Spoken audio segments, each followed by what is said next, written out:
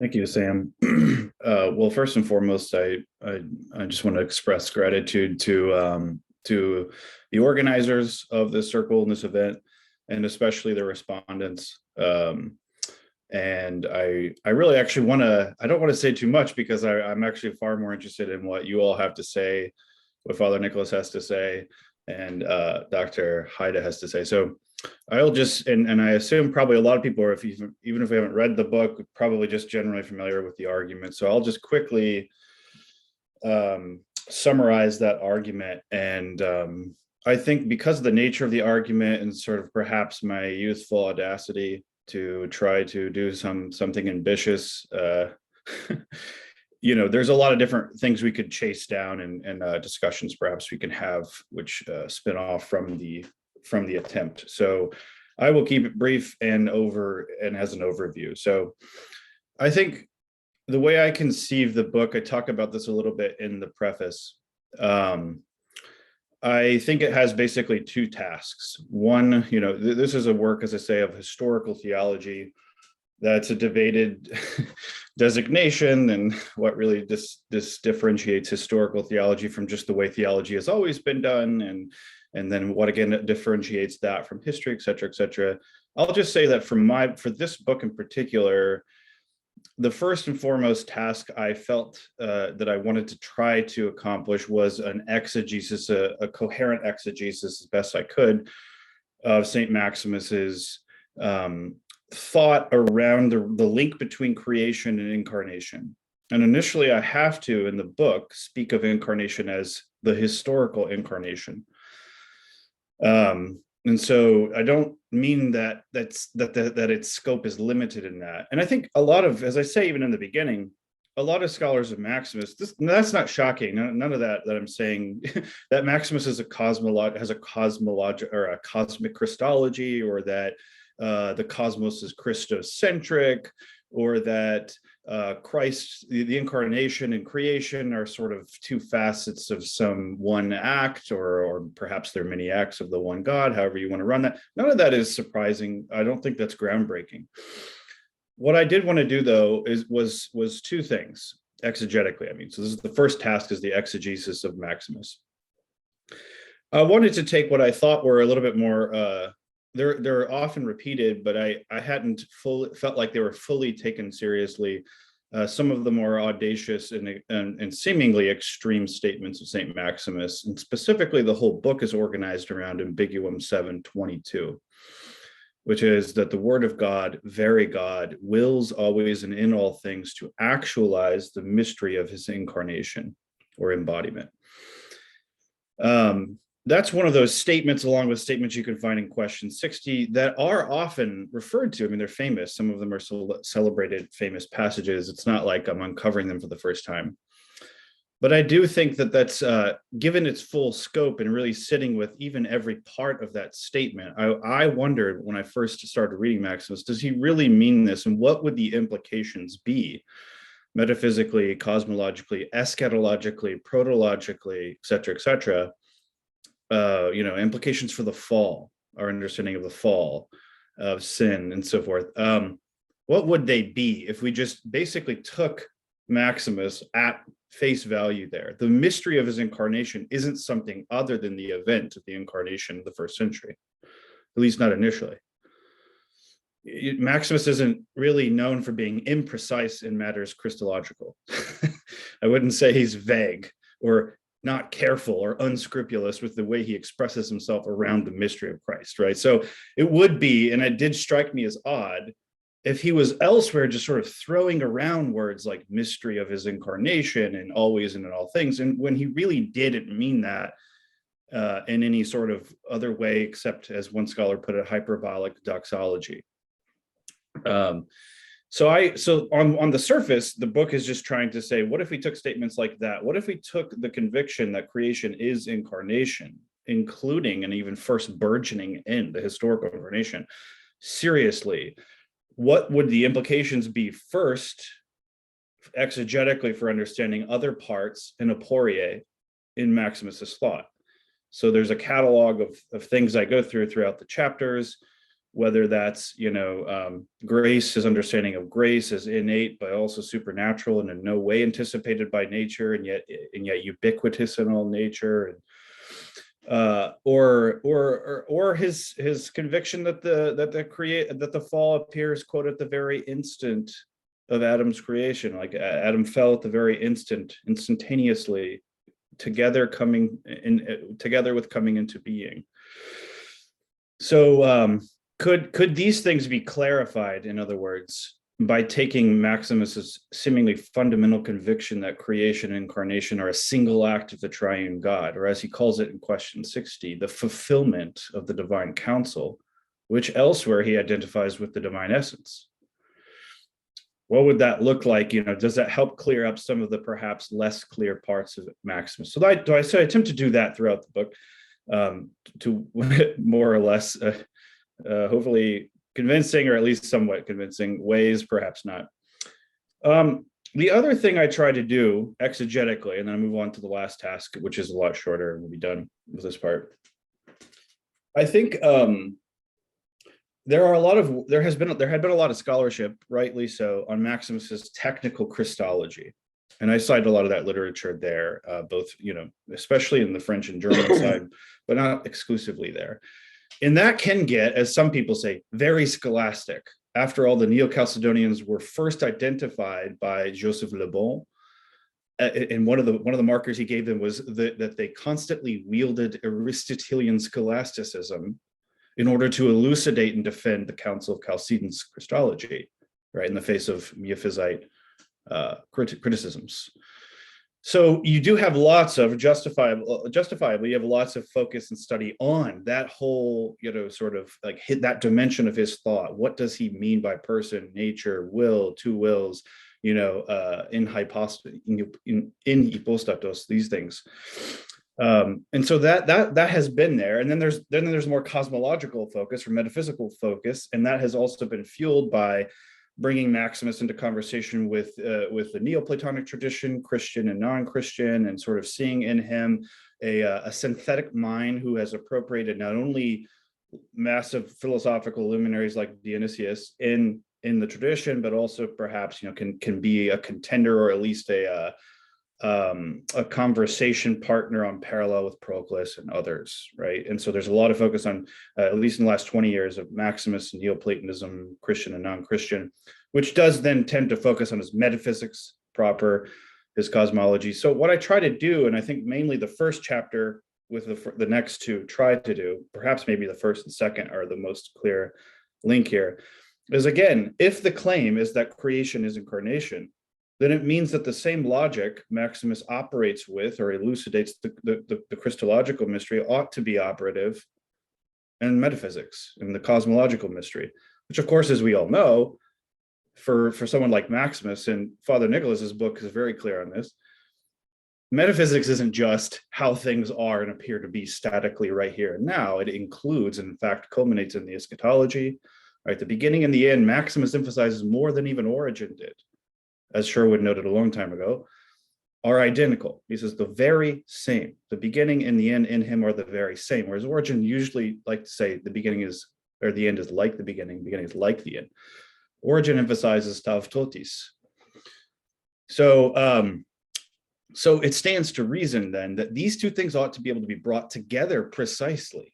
So that's the other task I tried to do was, and I realized that first chapter in particular is rather dense, and in a certain way it's especially hard because it runs through the whole logic in one chapter, necessarily so, because the rest of the book tries to say these same elements in what I call Christologic will reappear, or at least they should, if it's correct to say creation is incarnation for Maximus.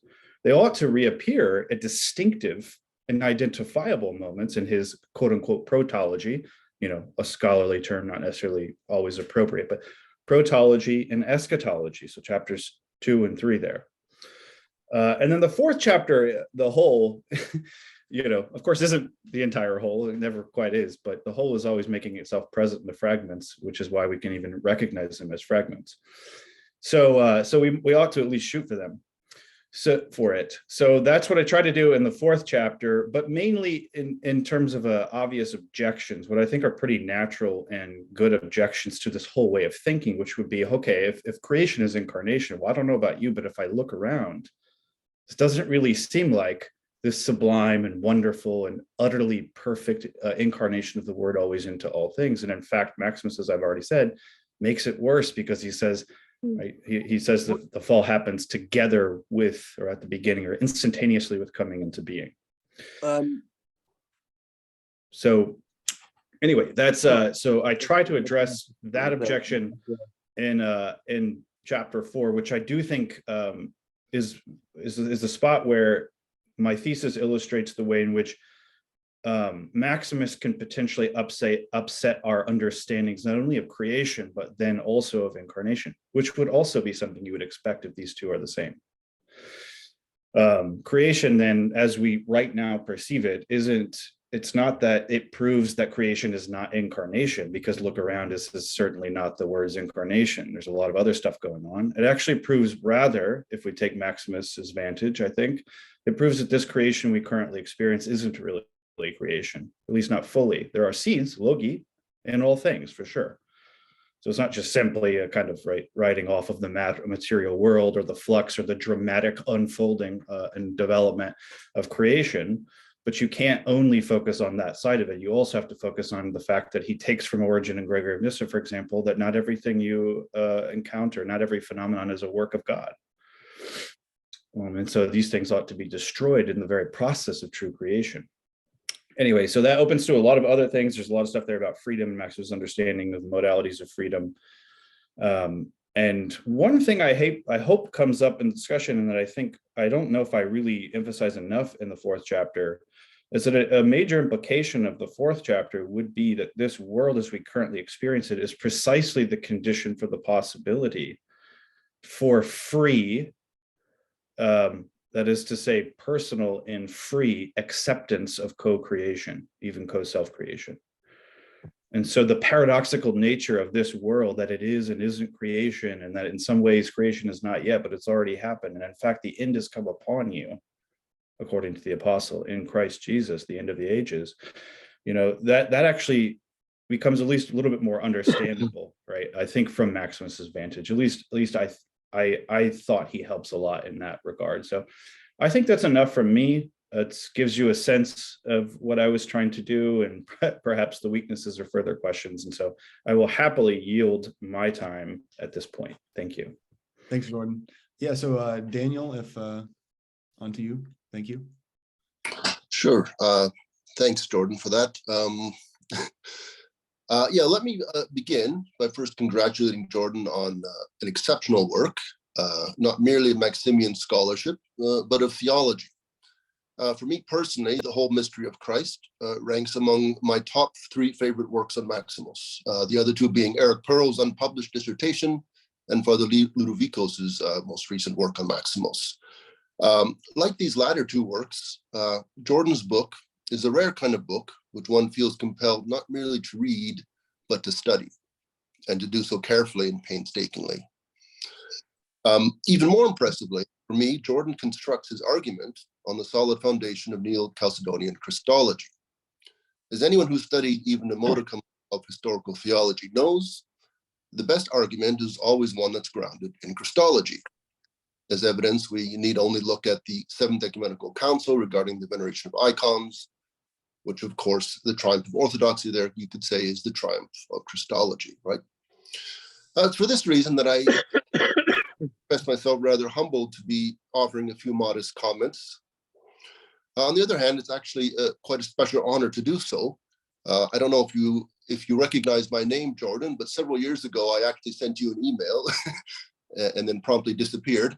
But I was just beginning my own dissertation on Maximus, and my supervisor, Dr. Brandon Gallagher, recommended I contact him, ask him for a copy of his dissertation, because some of my work was kind of sounding a bit similar, also fascinated by this idea of cosmic incarnation and cosmic Christology. So Jordan very kindly forwarded his work to me, which I worked through in painstaking detail.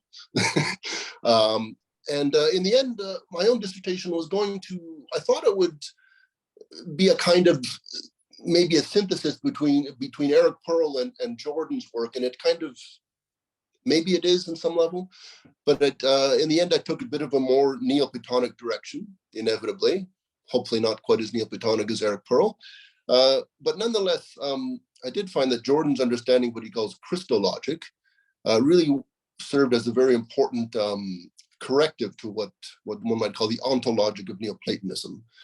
So even though I do end up taking a more Neoplatonic direction, Jordan's wood was really an important corrective for me in doing so. So thanks, Jordan. Your work really significantly altered and enriched my own thinking. So yeah, I think in a lot of ways, like I just said, I think for me, Jordan's work is an important corrective to Pearl, who's I think a little bit too uncompromisingly Neoplatonic. So yeah, so basically, I hope it's all right. The way for me to sort of get a handle on this very complex work is I'm going to focus on just a fairly particular technical problem, which is of interest to me from the more Neoplatonic angle, which is the idea of participation in Jordan.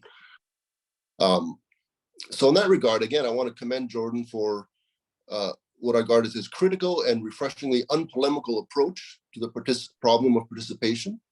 For example, when he states that he, quote, does not wish to stave it off as if something insidious would thus be injected into the otherwise pure Christian marrow.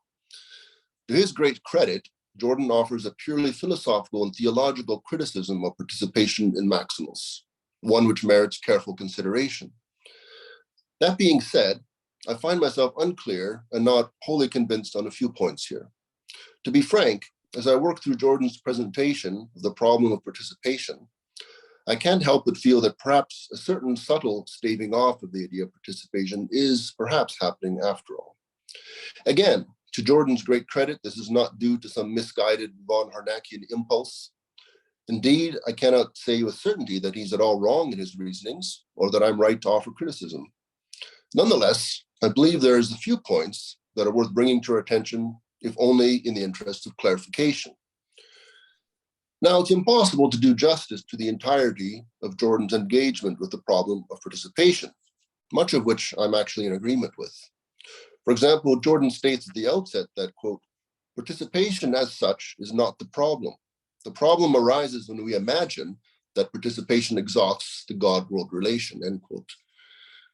He goes on to say that, quote, more than anyone, Maximus challenges this assumption precisely because he always discovers that the contours of the cosmos are those of Christ. Now, Jordan reiterates this again in chapter 2, when he says, quote, that Maximus circumscribes participation logic within a view of divine creation as divine incarnation, end quote. Now, this seems to me well said. It is precisely in presenting to us the Christological contours of Maximus's cosmic vision that Jordan's work offers a powerful corrective, or at the very least a crucial complement to other important works of Maximian scholarship, such as Pearl's Methexis. Participation for Maximus, it seems to me, must indeed be approached within the context of the incarnation. This is precisely what makes Maximus such an exceptional figure, his masterful assimilation of the riches of Neoplatonism within a fully developed Christological framework.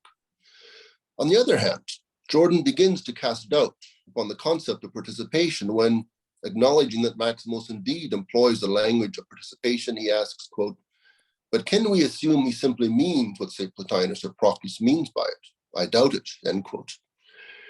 Here one discerns a more critical attitude towards participation. Now, undoubtedly, Maximus's understanding of participation is not simply identical with that of the pagan Neoplatonists. Yet is it really so radically different? I, for one, remain unconvinced. This emerging critical approach to participation is confirmed some 30 pages later when Jordan concludes that, quote, though Maximus might indulge participation talk even in a Christological context, his fundamental logic comes ever to this: hypostatic identity generates infinite natural difference, end quote. So here I find myself wondering, has the language of Methexis suddenly been rendered merely nominal? something in which Maximos indulges from time to time without really meaning it. So what happened to the original Irenic notion of participation occurring within the overarching framework of Christology? So even as I accept many of Jordan's crucial qualifications of Maximos's use of Neoplatonic concepts and analogies, particularly with respect to the logos logi, which I agree are never participated and which do not proceed in the Neoplatonic manner, I can't help but wonder if in the end, participation is not ultimately shunted aside in favor of a more exclusive vision of cosmic incarnation. Christologic, I begin to suspect, does not so much circumscribe participation as perhaps supplant it. This, at any rate, is how it appears to my own limited understanding of these complex and subtle matters.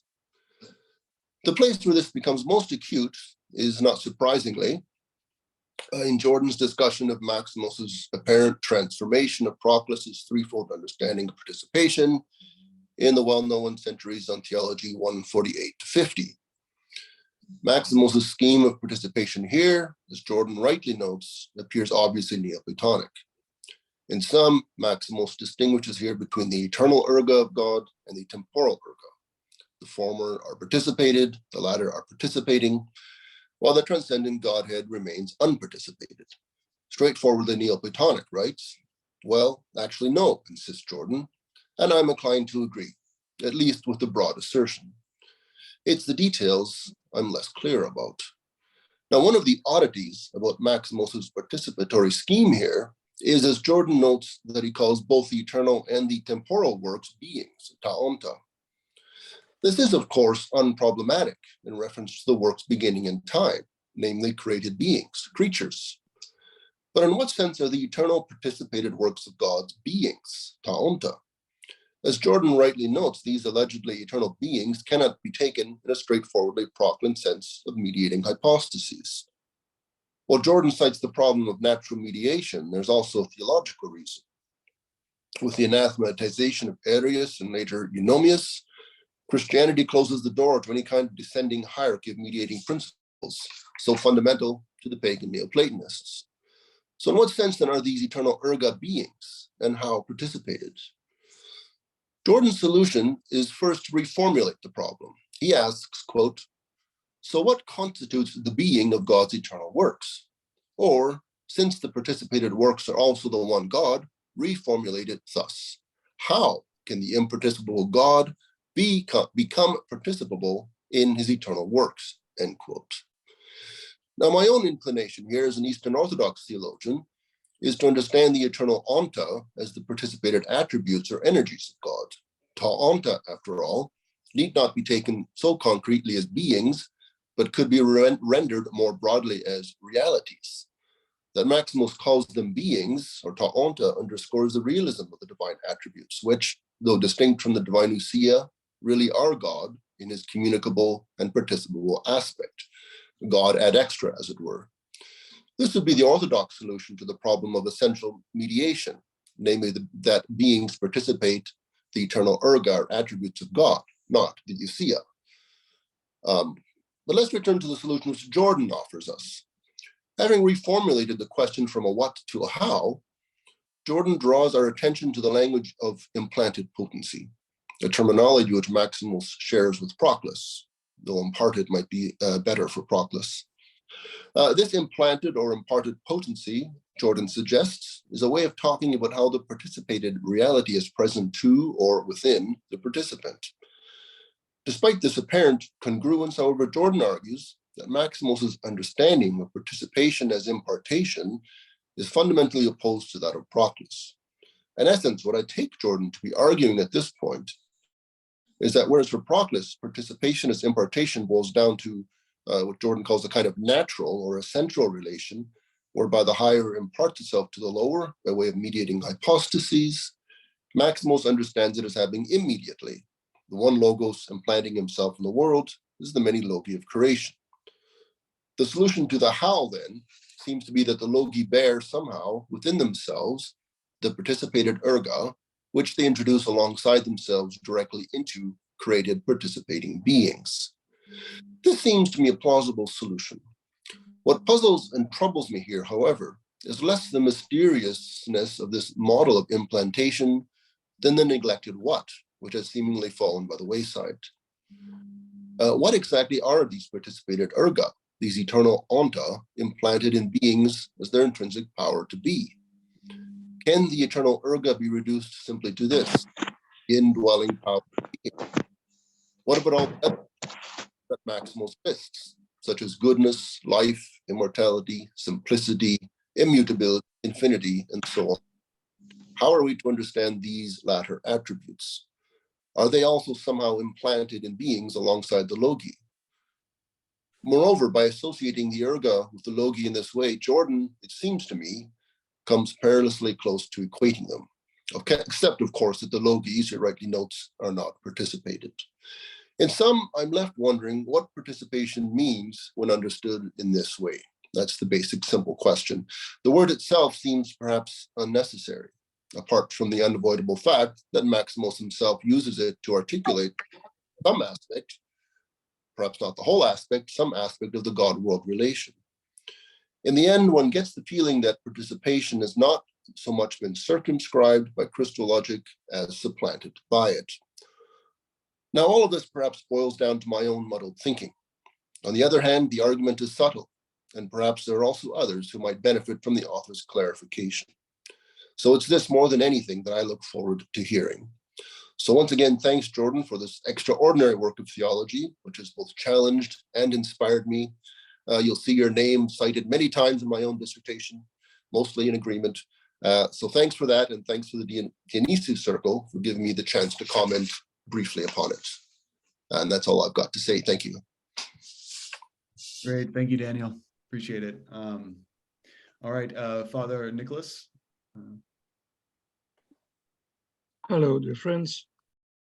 I don't have a written text. Thank you for all that you said, Jordan Wood, and then Daniel, with whom I agree at certain points. Where to start from? as my books are not directly discussed in Dr. Hood's book, I feel a little obliged just to say a few words about, in order to show how much I appreciate this effort, and also my reservations. First of all, it's a good Hartian book, and I know that Jordan Wood does not disagree with this, in the sense that it opens us, the window to show something which is wonderful. Let me say that the incarnation finally is Christological, has been also a position made by me, not only in this book, where clearly we speak of an ontology only in the sense of an eschatological ontology.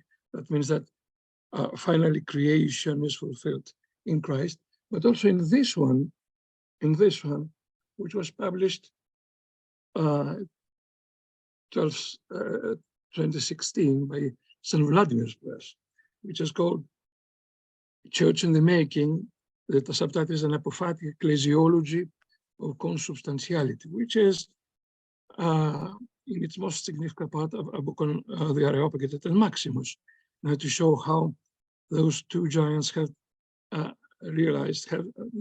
have managed to solve one of the thorniest problem we have in ecclesiology, which is the relation between charisma and institution in creating this ecclesiology of participation, which I call ecclesiology of consubstantiality.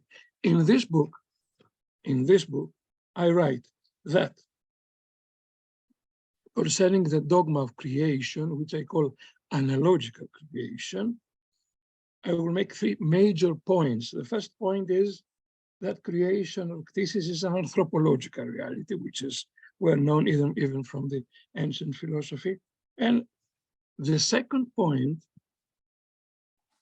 is that the creation is also and primarily Christological. This is what I'm saying here. And I continue, if creation is anthropological, it is because ktisis is a gift, a doron, from the divine Logos and in the Logos, who spreads the eternal joy of Trinitarian love outside God through his uncreated Logi. And it is a dialogical gift of ktisis, consisting in loving suggestions on the part of the divine Logos, who expresses the Father's goodwill and the Spirit's synergy, waiting for a rational, logical, gifted response. And all this concludes by speaking of the offering of this church as a Eucharistic event, and which comes from the foremost Eucharistic human being, which is Christ. Christ is God completely and canonically offered to man as a gift out of selfless and unnecessitated love, and also man freely and Eucharistically being offered out of love as a gift back to God. In Christ, we have man as the uncreated Logos, or ultimate and loving intention of God, and God as the uncreated Logos, ultimate and loving intention of man, in a synodos of dialogical reciprocity. That means that concerning the intention of Jordan Good, I am in agreement in the sense that, and I think that it is important to note that. But here we start another sort of discussion.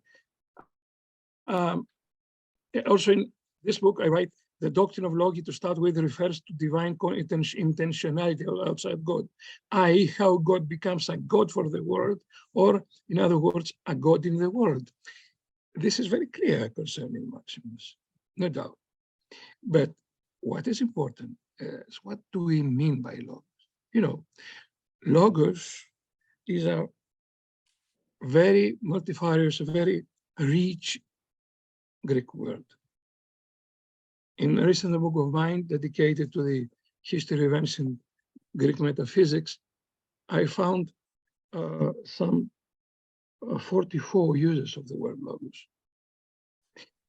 But the foremost use of this in both ancient Greek and modern Greek is that of dialogue. Now, I give a Logos to you. That means I am in certain communication with you. This sort of communication means that when we speak of Logos, we always have an act that responds to the Logos. Maybe what Heraclitus did by saying that we are listening to Logo acousantas, or epesthe to Logo, following Logos. This is a reaction. Logos is not something that stands alone. It's not like an idea.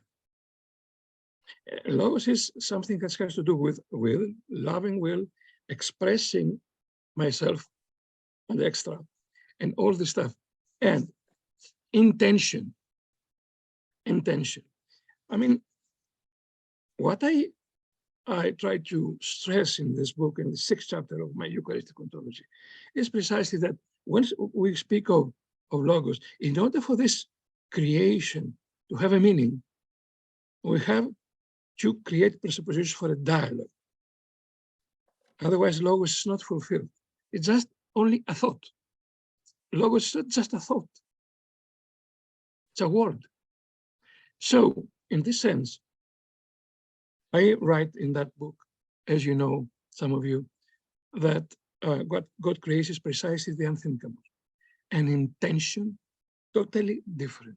An intention, different intention. And in this sense, we can say that God is the image of man, because he's absolutely independent, has an independent intention, can fulfill the Logos or can deny the Logos, can create his own Logos against the Logos. Okay, and in this sense, this is very important, because each time in this perspective, we speak of incarnation, this is mediated by my absolute freedom. that means it needs my consent. It means my dialogue. This is why I speak about dialogical reciprocity. It needs my consent. We, both the Orthodox and the Catholics, celebrate Theotokos. And the Catholics, the Orthodox insist perhaps more than the Catholic, that response, Theotokos' response, was free.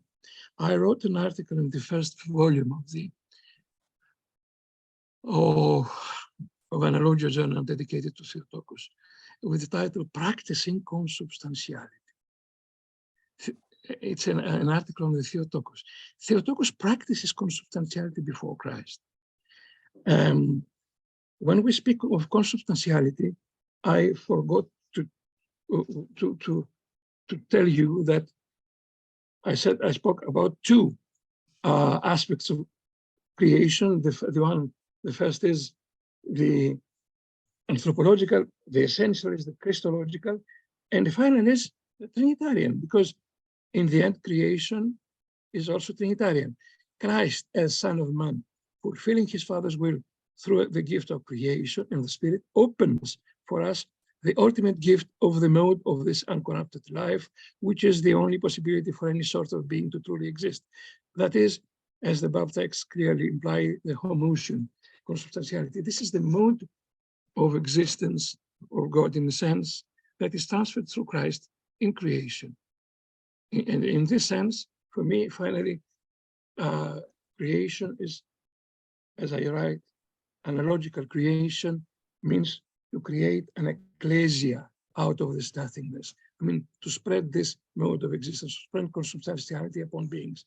And this is, of course, inspired by Maximus. But all this needs synergy and consent. I agree with Daniel, who spoke before, that there is a problem of participation here. Somehow that it is given the impression through this book that incarnation is something imposed, decided, but cannot. If you read the Cavasilas or say Maximus or many Cyril of Alexandria, you see that the role of the human role in this incarnation is very essential. Cavasilas says that yes, incarnation came late in this world. Why? Because we were unable to find a Theotokos to say yes before that. If incarnation is imposed, let me say, I'm professor of dogmatics. Usually I speak to my students about the not only about the resurrection, but also of the assumption. Analysis is the right word, the assumption. Okay, so after resurrection, we have the assumption, we have God getting back to his Father. Okay, let's imagine that this would not happen. And after resurrection, we had Christ in our midst, 2,000 years alive now in Jerusalem. He is the God, we all know this. No one can, escape. He does not need of, electronical means to know what we are thinking about or what we have in our hearts. He's there. Where is participation? Nowhere. We had to be rebels. We would have to be the rebels against this absolute ontological authority, which would be incontestable. He is God. Who, a devil would be the greatest ally, saying that, okay, I told you, what is this being? I mean, he's the absolute dictator. He's there. He makes everything beautiful. You see, in his presence, everything works. You don't need anything. You can be, eternal in him. Go and join him. No, I'm not going, and I'm not joining him for some reason. Why? Because I'm made in the icon of God, that I'm really free. Free to be nothing, free to get back to nothingness, in a sense, moral, for example. That was my criticism of Hart's first book. It was similar. I don't know if he read it. I don't know if I didn't have the chance to meet this man and tell him how much I love him and how much I doubt some points of his thought. And don't forget that I was a psychoanalyst. I started from psychoanalysis. You know, if dear Jordan, if I give, that was a Lacanian. In a sense, I still keep this. If I give to good Lacanian this book, he will say, "Oh, I'm afraid of this. This is something that scares me. Why?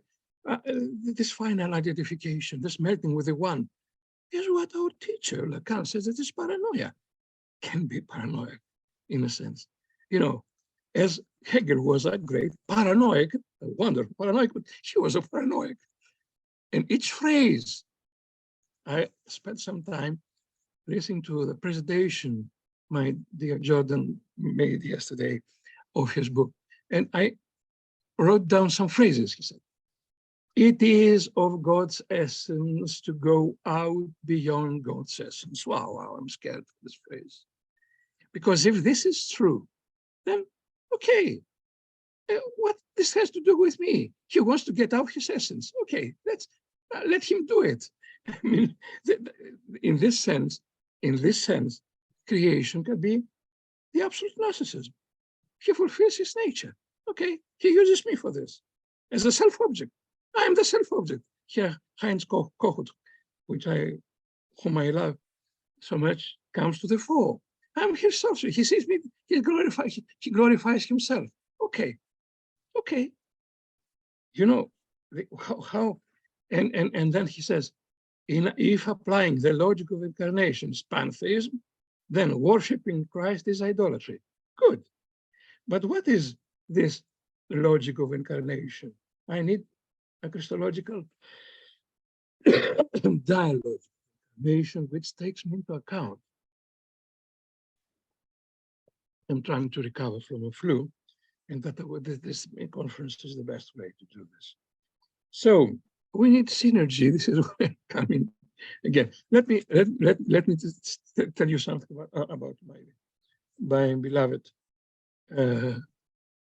Hart.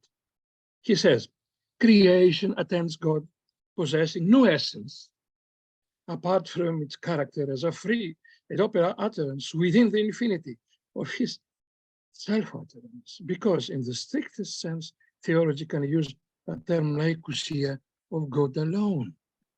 What an erotic prose. Yeah, but I need my essence. I need him to ask me to say yes to him still. Or he writes about creation. The beings are an array of proportions, an ordering, a felicitous paradox of simia, and so have nothing in themselves by which they might divert attention from God, yes, no specific gravity, no weight apart from the weight of glory. I don't know. You know, devil is not the work of God finally. He created him, of course.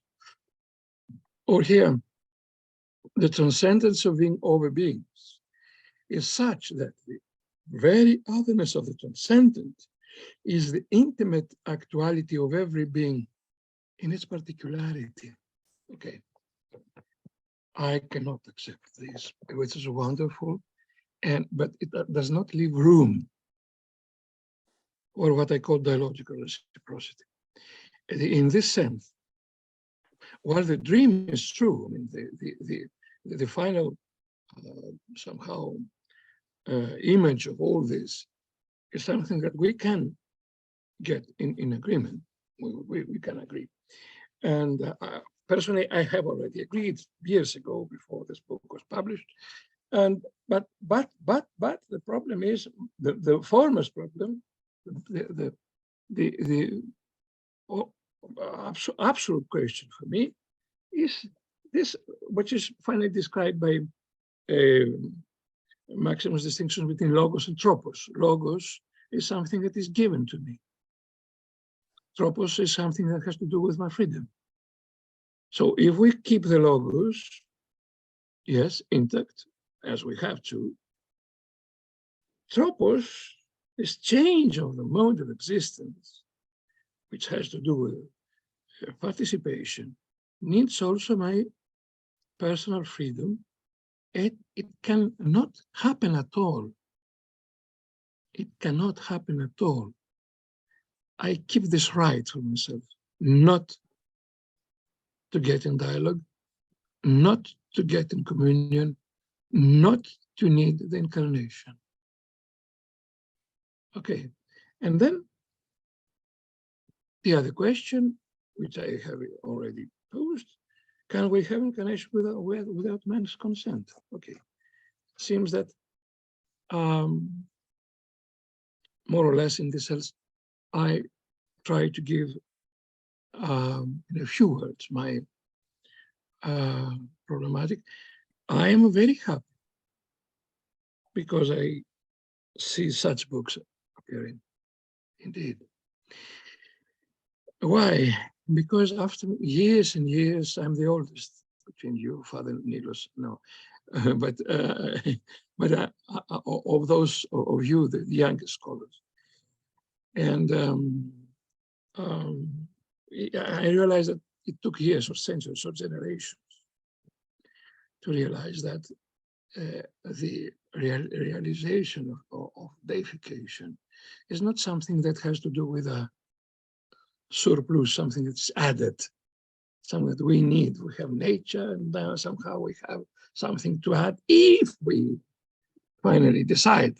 No, it is the only way for us to realize what nature is. Okay, but this needs my absolute freedom in order to have a meaning. Otherwise, she can be the most unbearable spiritual dictatorship.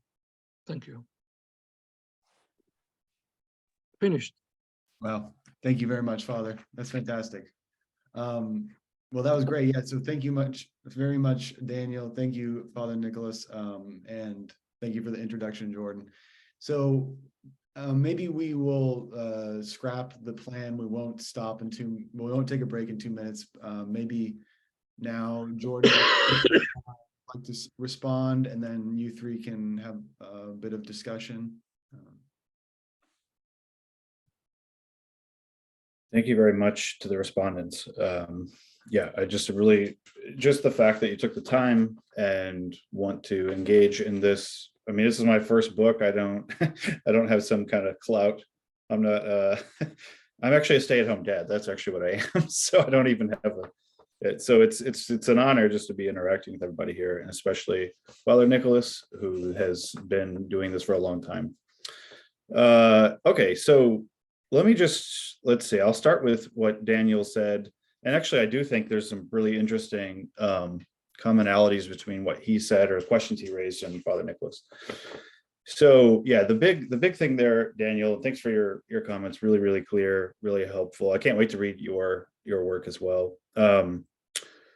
Yeah, participation. I don't know, I haven't looked at my book in a while, so, but I don't know if I made it clear enough. But one of the things I tried to do, I'll just say this: the structure of my critique of participation isn't supplantation, right? Whether it supplants or whether Christologic supplants it or simply circumscribes it. What I'm trying to get at by the circumscribe maybe would be better said, although perhaps people might bristle at this, like sublation. I know that gets me into trouble, although I never read Hegel before I read Maximus. So, but there's two senses of participation I try to highlight, and that's one thing. One intervention I tried to make with Larcher, Jean-Claude Larcher's point about participation has no precise logic in Maximus, versus say like Theodore Tollefson, who wants to argue for a really robust sense of Neoplatonic participation in Maximus. One of the things I wanted to point out was, even just in the history of philosophy, participation is an inherently vague term. It really only gains meaning or determination within whatever context it's used. The Stoics use participation. Yet at the same time, they deny the realm of ideas. And they're more than happy to speak about concepts or participation in concepts, which are not totally nominalist, because they have the logos running through all things, who is actually the universal, almost like the concrete universal in all the many particular manifestations of the divine fire or the logos in all things. But they can also use participation, although they have no sense of hierarchy, a vertical hierarchy. And then, of course, you get the transformation of participation in the Christian or in the Neoplatonic tradition, and I this is something I was only becoming aware of writing the book, but I'm getting more aware of it now. The move from Platinian participation and, of course, prior Middle Platonist participation to, say, Proclus's hynodology, right? The hynadic participations, the hynads themselves don't participate. You can see this already in someone like Origen, who says that of the Logos. He is what makes participation possible. He himself does not participate. So he's like the exemplar of the form of participation itself. Or say in the Christological context, participation can take on different meanings as well. I mean, we're stuck with like Philippians chapter 2, where the Son of God, if you read it, in its strong Christological sense of, this is describing the incarnation in some way, as traditionally has been done. It actually says Christ takes on the likeness of humanity. Of course, you can see later on where certain parties will make much of that, say, well, hold on, so he's only sort of like human. And of course, that's not the way we end up reading it, right? Later, at least Christians later in the tradition, like, no, he is human, essentially. So my initial point about participation is that it's utterly malleable, except maybe perhaps this one point, which is that it always communicates a sense, and this goes to some of Father Nicholas's points, a sense of taking part in, right? Participating in the sense of a back and forth, some sort of reciprocity. Although I think even in Neoplatonic tradition, the reciprocity is circumscribed on as a horizontal level rather than an absolute, right, vertical back and forth. Iamblichus is clear about that. He rules that out in his defense of theurgy. So in one sense, I do think it's not actually surprising to find Maximus using the language of participation. And I do think the burden of proof is on those that want to argue for a stronger determinative logic of participation in Maximus. You can't simply note the presence of participation language, because it's used all the time by all kinds of different people in totally different contexts who don't agree about fundamental things. And that's true not only between Christian and non-Christian, but also between parties within Christological debates and so forth. I mean, St. Cyril of Alexandria says at one point that Christ participates our humanity. He certainly doesn't mean that in the same way that Plotinus means the soul participates intellect. Like that can't be what he means there, or else we got big. It would undermine most of everything he argues for in Christology.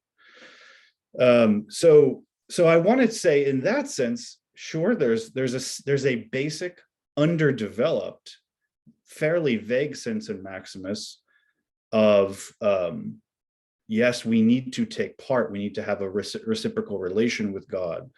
Now, I do think, and that's why I think you rightly went to the right spot, right? Treatise on Theology 148 through 50. That's where I think the best argument is for a stronger, more determinative, say, Procline or Neoplatonic understanding of participation, precisely because you do get more language there and you get very specifics. But that's why I target that and say, even here, does it really function the same way? Like even where you would expect the clearest evidence for a very clear Neoplatonic sense of participation, does it really hold up in the details?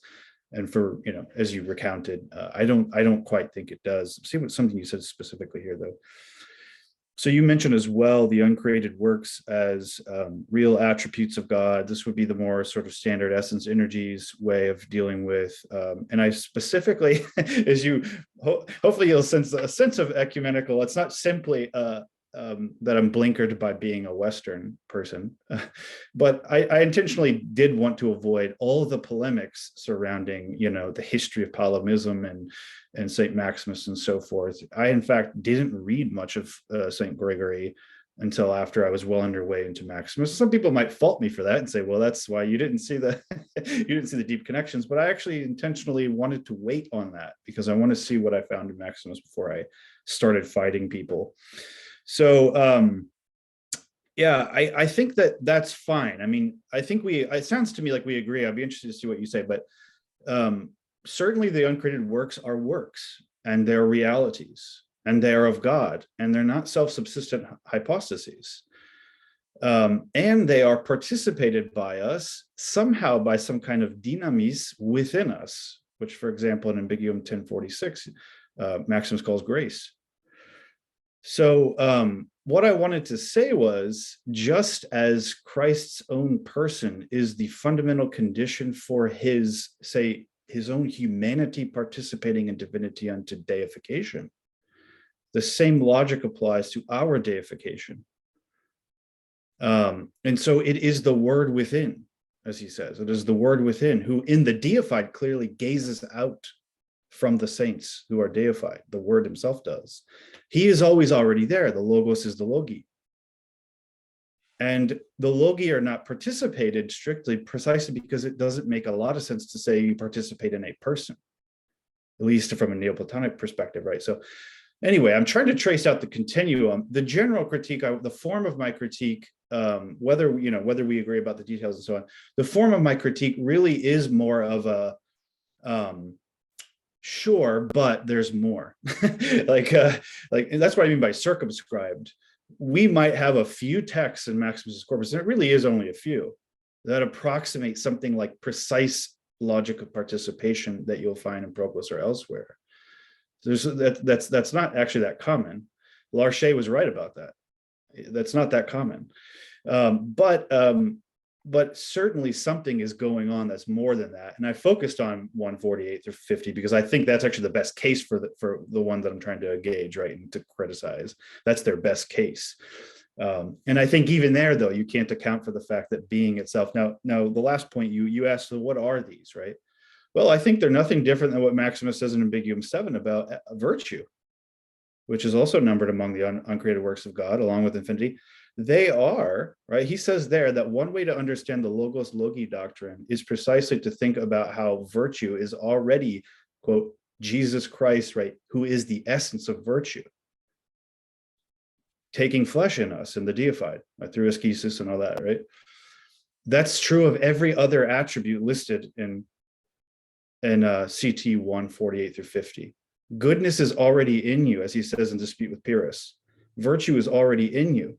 It's not something, as he says, that comes to you extraneously. But the reason why all of that's already in you is because Christ is already in you, and he never ceases to be God-man.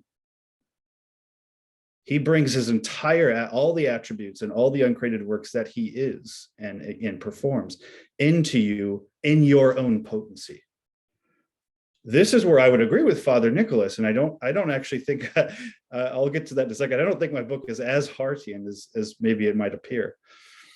In fact, what I think it is a sort of, because Hart, well, I know for a fact that Hart doesn't think that. So, I mean, we've had quite a bit of go around back and forth about some of the points that I make that he's uncomfortable with. But the dialogue has to establish participants in order for the dialogue to happen. There's a mutual implication between dialogue and participating dialogue partners. What the logos descending into the logi is yes, the beginning of the dialogue, but already also a response to dialogue itself, which means that the word is already within us, not just initiating some talking and conversing, but already responding to the conversing he already knows in his infinite wisdom we will say and do. Which is why I think chapter 4 is really crucial. And I'm sort of jumping ahead from Daniel's remarks to Father Nicholas's. Chapter 4 is crucial because so far from saying that there is no dialogical reciprocity, that the only way that I account for Maximus's equation of the fall with the beginning, the phenomenological beginning of creation, is as already a response to the entirety of all of the sum universal total of all personal sins, that is, misuses of freedom, which is why he equates the passion with judgment, divine judgment, the principle of divine judgment in the Origins tradition, which is, right, that which creates diversity and manifold plurality and particularity. So it's not just that the incarnation is a principle, it's not a mega structure. It's not simply a metaphysic statically imposed from beyond. It's not an implantation in that sense. It's an implantation in the sense of a seed. You plant a seed in the ground, you don't force it into the ground. And when you do, it grows of its own vital motion. And ours is a rational vital motion, and so certainly it must grow within us. He actually says that the seeds of the good are sown within all. And that absolutely agree with Father Nicholas. In fact, I love in your book, Eucharistic Ontology, which I do agree, had I gone back and reread it like I did last week, I should have actually plugged in far more. There are certain moments in there, especially when Father Nicholas emphasizes the dialogical reciprocity. What I wanted to add perhaps to that, or to at least look at from a different angle, if we can put it that way, is that the very reason why Christ or Maximus could say, for example, defend diotheletism is precisely because he thinks through the implication of hypostatic identity to modal and natural perichoresis, reciprocity within himself. He himself is the potential for reciprocity in all of creation. That's what, so there I would agree, and I think, I don't think we diverge in that point. So anyway, I'll transition real quickly, and I know we're time slipping, but so Daniel, I think there's much more to say. I don't think I've totally adequately addressed it, but that's sort of, hopefully you get a sense of where I would go. Before I move on to Father Nicholas, I would like to see if you have anything you want to say, Daniel. No, I mean, that's good. I mean, the problem with this kind of critique is you're absolutely right. I mean, what does this word participation mean? It's a vexingly vague term. I mean, starting from Plato to the present day, so it's hard. I mean, in some sense, I'm not entirely sold that we can use that to say, well, yeah, the Stoics use it in a different way, so it doesn't. I don't know. But on the other hand, I can't argue against that, because you're right. Well, what does he really mean? This is a very deep question. So.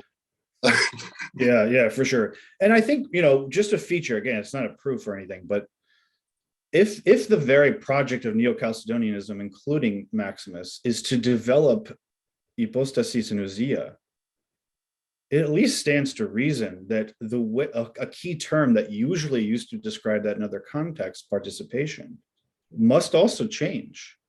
It's not that it has to own, there's not univocal senses here that are just moving from one univocal sense to the next, but it is that, again, it's sort of, that's why I tried to use the word circumscribe. It puts it like in a new horizon.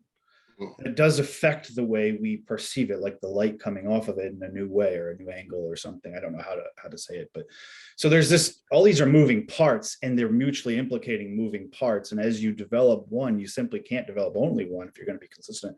You have to develop all of them almost simultaneously, which is, I mean, who can really do that? So yeah. Anyway, thanks, Daniel. Can I have some? Yeah. Go ahead, Father. Yeah. We're going to have time for discussion in the second part, but of course, the only thing that I have I would like to add, perhaps now, is concerning this phrase, this position, Maximus's, that the fall happened immediately after. I like this position very much. He has an immense, for me, anthropological meaning, because but allow me to understand this as a psychologist. It shows that there is a fundamental division exists in us. Mm-hmm. This is so realistic, and perhaps it's the most realistic expression concerning the origins of human beings that I know in antiquity. I mean, because even all the others, even Plotinus tried to solve this by finally identifying ego with the one. Maximus would not never do this, would never do this. But instead, he speaks in this realistic way. But I think that this does not preclude the possibility of articulating a logos on the part of man. Mm-hmm. And you see, all the Ancient Testament contains all these wonderful logi of this divided being toward the one who wants to give his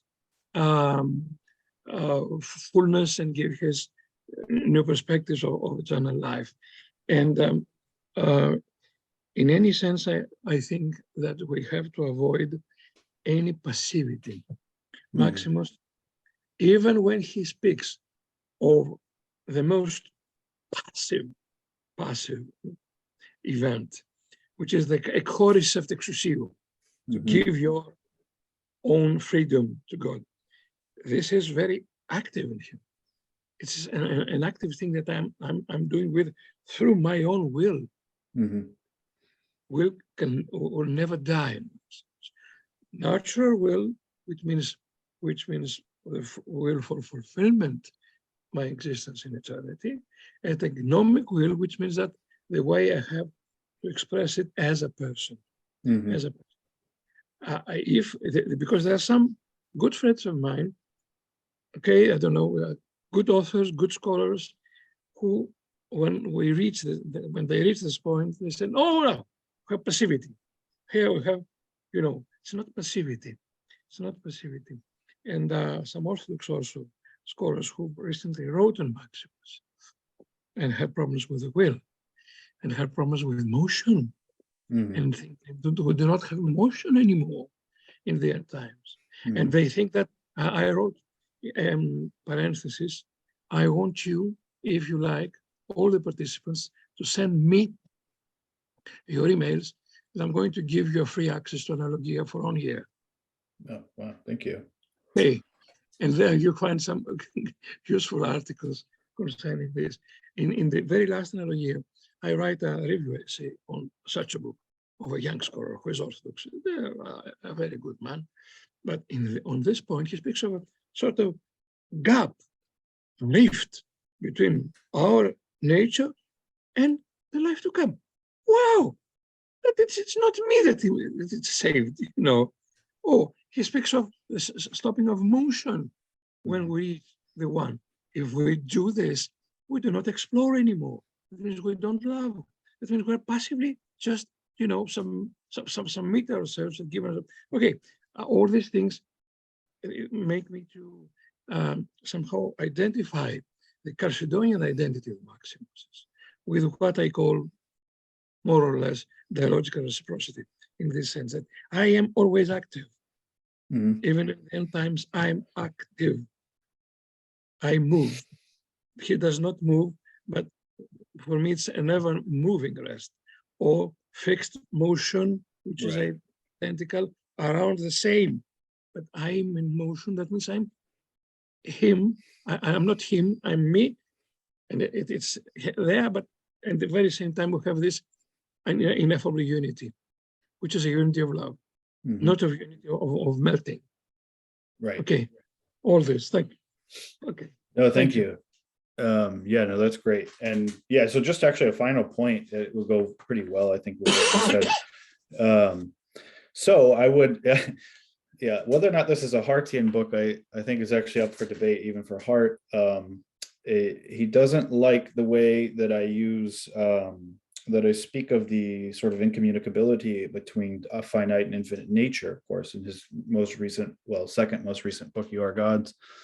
He wants to make the strong argument that we are, it's inherent naturally within us to be deified. I think basically a lot of the debate post his book has equivocated between two senses of nature. One is that there's something that can be nature in the sense of formal perfections of an essence, considered as an essence, right? So it's my nature to be rational, which means being reasonable, thinking, contemplation, for Aristotle or whatever. That's a perfection formally of what I am, essentially. That's not the same thing, though, as another sense of nature, which is that which is there by origin, by natus, nature. Eriugena, by the way, notes these two differences as well, even between Latin and Greek languages in his Periphysion. He says, he actually makes a distinction at one point. He says, most of the time the Greeks, he calls, the Greeks, he says, most of the time they use ousia and physis as the same, synonymously, as they do with hypostasis and prosopon. But there is a subtle difference for some, and he says that physis, the nature, is that which is born by generation and time, whereas ousia is the essence present also by generation. But there are a lot, so I think you can think of the second sense of nature as that which is already there, which innately, and yet isn't some sort of formal perfection of your nature. Sometimes we think of substantial accidents this way. Right. And for someone like Gregory of Nyssa, the sexual division itself would be this. It's there from your birth, from generation, but it doesn't define you essentially, right? And so but I think in chapter 3, I try to argue Maximus conceives grace in this same sort of way, because grace is ultimately the word within you. And so sure, he's a potency in a vague sense of he is the beginning of your generation and then it will be the end, but he's not simply a formal potency within you, for one, because persons, the Logos is a person, and person as such has no form, yet is positive, is knowable. That's a paradox. But then secondly, you yourself as perfected, and here I think again, Father Nikolaos and I probably converge. You yourself are not formally perfected because you're a person and you're free. And persons don't reach perfection or total completion simply in the form of a form. Right? There's something more there. So you bear a form, you are human, but it doesn't mean that the perfection of humanity that say you can perform analytically in your own mind is the same thing as the perfection of Father Nikolaos or Daniel or me. They're never separable, but they're not the same.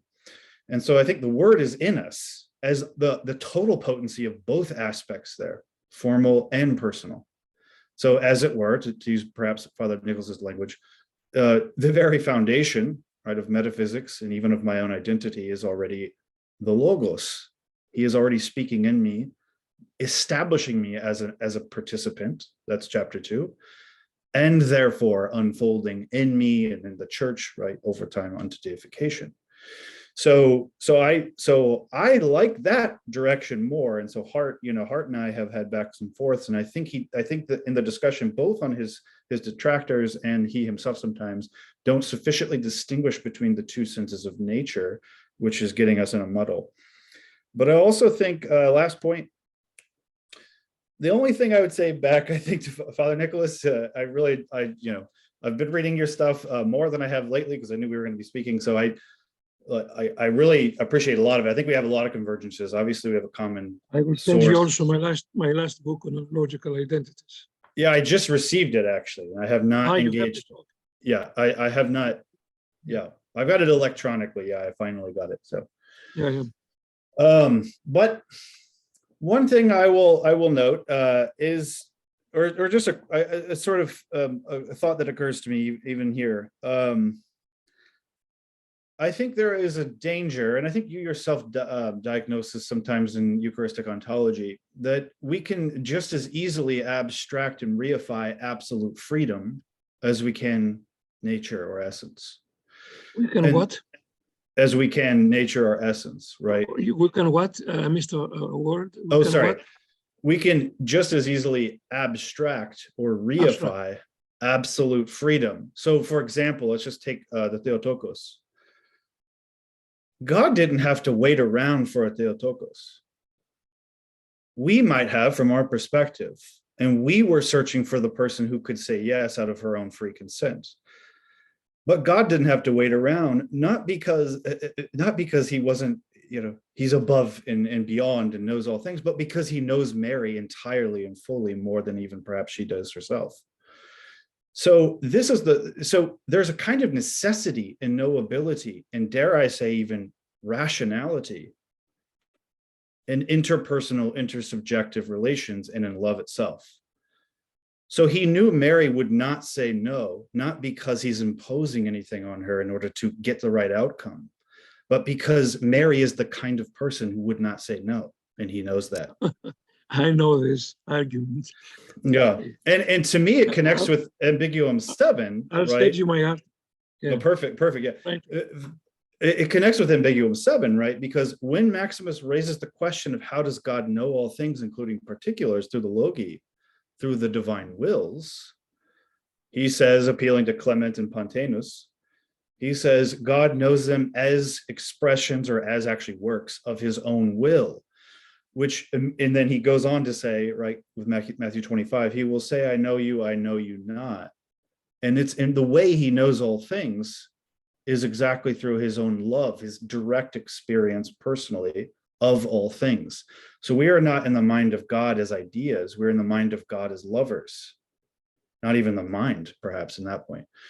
So I think, but as Schelling will say, to bring in a very different, there is such a thing as a necessity, a moral necessity, which isn't reducible to natural or essential necessity. So I know my wife well enough to be able to say with confidence and even certitude what she will or won't do. She's not going to murder somebody today. Is she abstractly free to where she could? Of course. But it's only when I abstract from who she actually is that I could even begin to entertain the possibility that she will, in fact, murder someone. But I don't. I know her, and I know that's not true, and it's not possible. But it's not possible because of some external implantation or imposition on her. It's because I know her. So there is something knowable and even necessary in love. And that is ultimately what I want to say. That is what really circumscribes and what it really means to say creation is incarnation. Okay. Great. No, we must stop. Okay. Yeah, that's great, Jordan. Thank you. So maybe we'll now open it up to general discussion, and maybe we'll go first to Ryan. Said he had a question, and then we'll go to Ty, and then anyone else is free to hop in. We have no break. Yeah. Yeah. Sorry, Father. Yeah. Maybe we won't have a break. If that's okay. And I don't know. I don't know what to break, but I don't need a break personally. Okay. Okay. Great. Yeah. So we'll just go right into general discussion then. And yeah, Ryan mentioned that he had a question, so we'll go to him first. Hello, Jordan. Thank you very much. This has been wonderful. So very brilliant as usual. I have a question about where novelty comes in Maximus's Christology. So there's a general sense in which novelty emerges with creation and then is exemplified in the incarnation.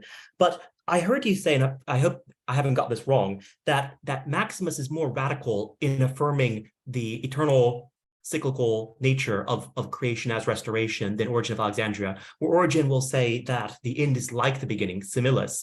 You had indicated that Maximus will say that it is the same as the beginning. And this seems to cancel novelty. And I think there's three sort of issues that I have with this. One is that I take it that there can't be genuine productivity either in creation, in Christology, or in logic if novelty is, as it were, always already the same, or at least it would seem that it would cancel that novelty.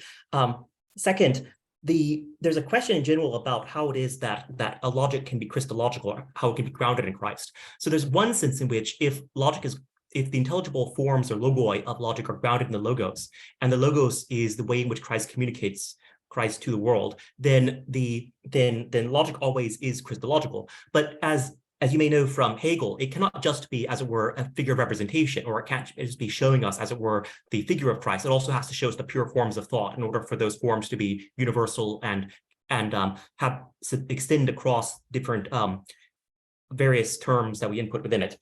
So there's a question about the transcendental separation of logic from Christology that authorizes logic to be universal. And then the last question is if you say that the end must be the same as the beginning, does that then render not only the universe a kind of eternal recurrence in a Stoic sense? Does that not render all exercises of logic tautology? That is, that they're ultimately a kind of eternal repetition of the same. And does that also not render grammar a kind of identical repetition of its terms that are spoken of in every instant? So how do we preserve novelty in this? And I'm sure that you'll say it's Christological somehow, but I'd like to learn how. Thanks. Thanks, Ryan. It's good to see you. Well, yeah, that's a lot. So, I mean, I guess I'll begin with the statement, the end is the beginning. Of course, he's getting that from scripture. He's getting that from Revelation. I'm the Alpha and the Omega. It's not like I'm sort of like one or more like the other. It's like I am both. And so I think before some of the potential objections get off the ground, we have to ask about the nature or character of the beginning and end. Before we can know what the implication, like an implication would be to cancel novelty itself. If it's a formal identification, the beginning and end, which is to say we're prescinding from the person of Christ and what is possible for on the dimension of, like, say, hypostatic dimension of reality, then I think you're right. I think that there's really no way to account for novelty, whether that's in the sense of everything is fundamentally the same and change itself is an illusion, or novelty is an illusion, or in the sense of an eternal recurrence. So I think that so that's my first response would be, only if the beginning and end were a formal perfection or term, logically or ontologically, would the objections really hold. And so I think I take it that one implication of the incarnation would be that the Logos, as also person, who is therefore positive and knowable but not formal, as beginning and end, that Logos cannot be, right? It can't take the character or form ultimately of a formal perfection, which is real either in an ideal sense, right, or a in a sort of stoic, as you said, cyclical in linearity, if you will. So that's one general kind of response, and thinking through the details of that would, is almost what I think Aristotle is up to in the Paraphysion, in fact. Because you get the same sort of pattern there, right? The one who's of the first division, the creator who is not created but creating, is also the last fourth division, who is the creator who does not create and is not created. And so the question could arise there as well: is this is novelty possible, right, and so forth? And I think ultimately the negative move would be to say, the fact that Christ is beginning and end means that his causality transcends the logic of causality typically assumed. And so what appears to, so there's a double problem actually, right, in terms of our perception and framing this whole thing. On the one hand, there's the problem of the inherent limitations of, you might call, essential or natural determinations, formal perfections and formal logic itself, considered as such. It seems like that's an inherent problem to account for the beginning and the end and the progression in formal logic itself. That though, I would have to defer to you because I think you know a lot more about that. Secondly, though, there is the problem of our perception and what we take to be real and not real in this current state of, like our current phenomenology, how things appear to us. And it seems like, right, if we're looking at phenomena as a sort of chain or a progression in that sense, then we've already implicitly assumed novelty as something that does not recur until a certain point, before which it didn't occur at all, right? So it's emergence. Novelty is emergence.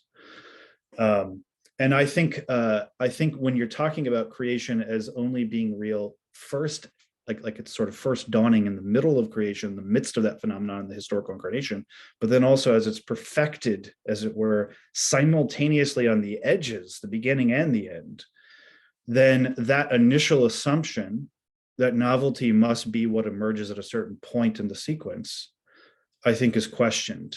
And perhaps this is what certain mystics or something are getting to by calling God ever new, always novel, perpetually novel. And so I would go those directions. There's way more to say there than, you raised far more there than I've answered or even started to answer. But I think you'll see at least the direction I'd want to go. So I sort of want to trouble the assumptions a little bit first about what novelty really is and why we think we know what it is, and then go on and say, what in fact is it? And if I had to appeal to Hegel here a little bit, one thing he also does say is that our perception or our own grasp of logic does progress. But I think the deep point there that sometimes readers of Hegel don't understand is that if logic itself is something that can develop in some sense, then logic's own grasp for its own limits will also develop. So that's like a bigger way of saying, or a larger way, a wider way of saying what I was trying to say in the case of novelty, which is what we initially perceived to be novel was defined by logical determinations. As logic itself, though, progresses, it might be that those determinations turn out not to be what finally determines what true novelty is. That's my best shot for now. Great. Thank you for that question, Ryan. And then I believe we have a question from Ty.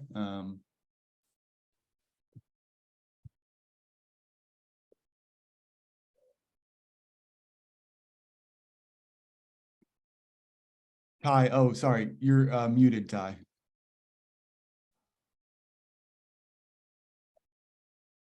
Are you there, Ty?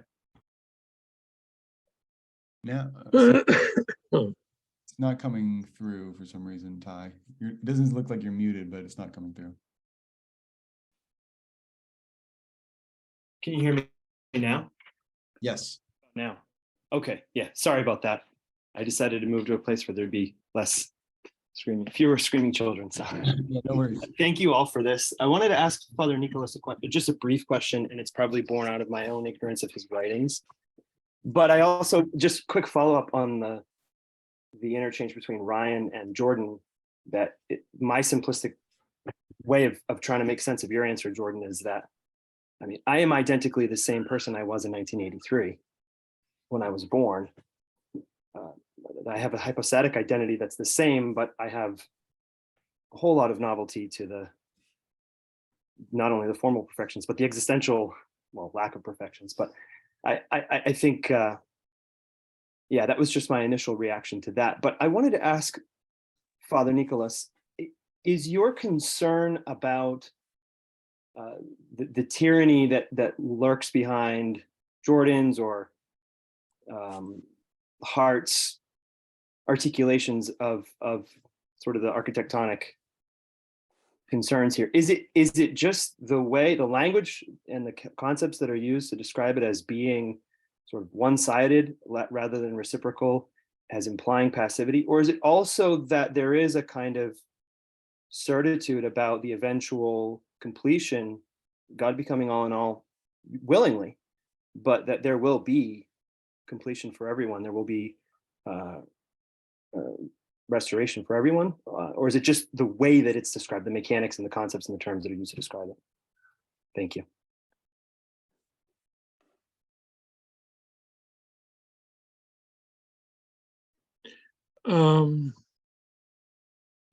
Both.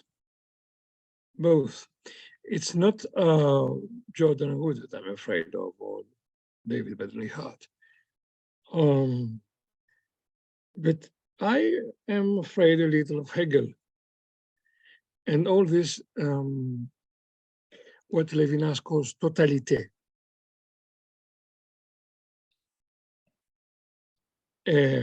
We have to realize that we do not know what deification is. I mean, when we are forced to describe this, we are, and when they say we, I mean we in the West, in the Greek Western world, we tend to use Neoplatonic images. I had the blessing to meet deified persons. If you allow me to speak personally, I was an atheist in my youth. And one of the reasons I changed this way of understanding things, this philosophy, if you like, was precisely the fact that I met some persons, especially monks, whom had the characteristics of this radical change, which is this infusion of divine life, which is called incarnation, already now. And I realized how human they were on the one part, and how all these human powers that they had were united with divine powers and would perform miracles, we could foresee things, could see things in the past that happened. So, but always, you know, without anything that was somehow imposed upon them. It was like a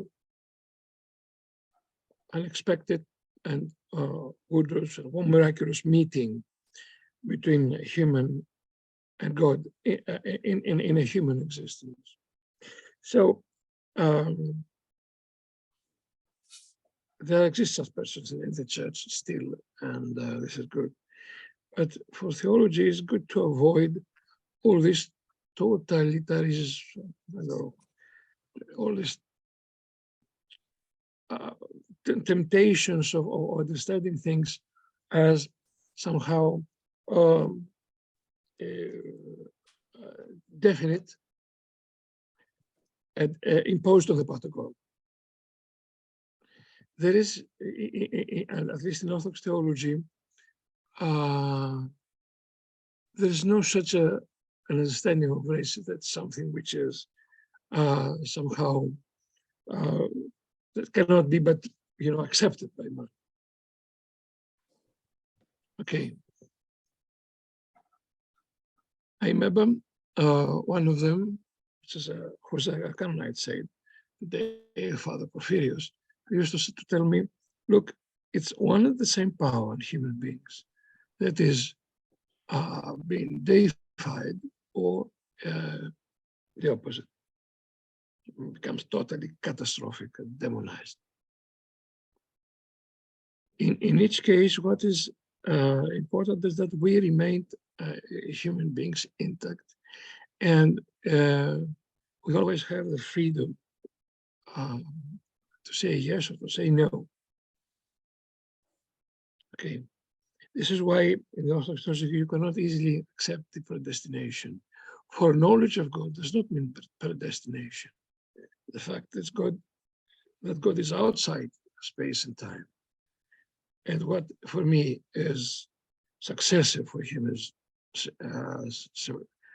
happens in the very same moment. Does not mean that he somehow means to predestine what I'm doing in time.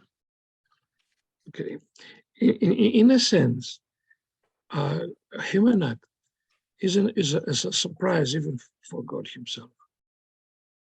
I hope that I will be excused by Dr. Wood for this, but I can prove this with using both non-Christian and Christian examples. Otherwise, it would be totally boring for God, you know. So, no, yes, I know I'm sitting here, no, what is this man going to do?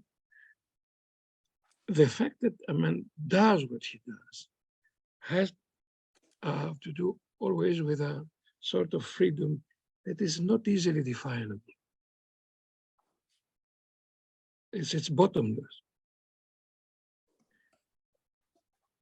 And in any sense, I mean, we need to organize a conference about freedom in order to see what finally freedom is.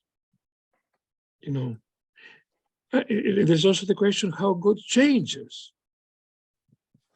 following man, which is a sacrament, is a mystery. He changes. That means he follows human understanding of things. So I don't know if this is a first answer, but I try to. I appreciate the clarification. I won't. I'd like to ask further follow-ups, but I don't want to dominate the Q&A. Thanks for the question, Ty. Yeah, well, maybe after a few more questions, if you'd like to follow-up, we could get back to you. But I believe next, Jordan Draper, did you want me to read your question, or would you like to read it?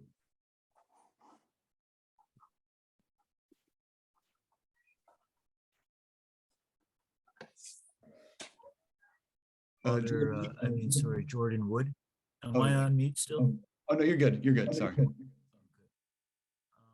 Father Bear has made the argument in recent years that in the Gospel of John, the evangelist is bringing together creation and incarnation in a particular way, almost an historical way, but on many other levels also. Bear says the 6 days of creation are the backdrop for the creation of the sixth day, when he says, God says, let us make man in our image. This is an invitation in the subjunctive, an invitation which is not taken up until Mary's, be it unto me according to thy word, and Christ's, not my will, but thy will be done. And from the cross, when Christ says, it is finished, that's when the creation is finished, Bear is saying. And so the creation of man is a work that's completed only in the incarnation and in the sacrifice of Christ on the cross. And it is a cooperative work that depends on the synergy of the human being. I'm just wondering, like, how does this unification of creation and incarnation tally with the unification of these two mysteries as you see them in Maximus' synthesis? Yes, thank you, Jordan. Thank you, Jordan. So I think, yeah, Father John and I corresponded quite a bit about some of the stuff, and he graciously wrote the foreword to the book. So I think we converge quite a lot, and we agreed quite a bit. And Maximus in particular, how does the unification of creation and incarnation tally with the unification of these two mysteries? So this is again where I go in the fourth chapter, which I think is key and crucial. I think what's one risk that I took in this book is to, in the first three chapters, lay out what I call a Christologic, which is also a cosmologic. That could give the impression of a superstructure that's purely logical, purely metaphysical, purely imposed. But you have to get to the fourth chapter to see where the actuality of the whole, right, that I've been trying to describe only by dimensions before, in Maximus converges. So one of the things I do in that fourth chapter is talk about how Maximus synthesizes two different prior strands in the tradition thinking about creation in his synthesizing it with the incarnation. The first was, and both of these, by the way, are two different ways to receive origin, and some of his, loose ends, if you will. One was Saint Gregory of Nyssa, who, well, actually, let me start with the first one, which is a little simpler. There is a sort of, as it were, a popular originist narrative or myth, which makes sense of the beginning and end of all things as a sequence or a story. And I'm not making any claims about whether or not Origen himself taught this or anything, right? I'm just saying, I think you can read Evagrius pretty clearly in this way, but I'm not going to wade into those debates either. Let's just say the story is this. At the beginning, in the primordial, there was a primordial union or a henad of intellects with the one, with God. For some reason or another, whether by neglect or satiety, they fell away. They lost interest, as it were, in God. This is going to be crucial, by the way, for a remark I want to make later. They lost interest, almost like there was a fundamental distance built into the very primordial union of God and the world, which, because of, say, absolute freedom, could resist God himself, as if he was just an object or a participant external to them. So they fell.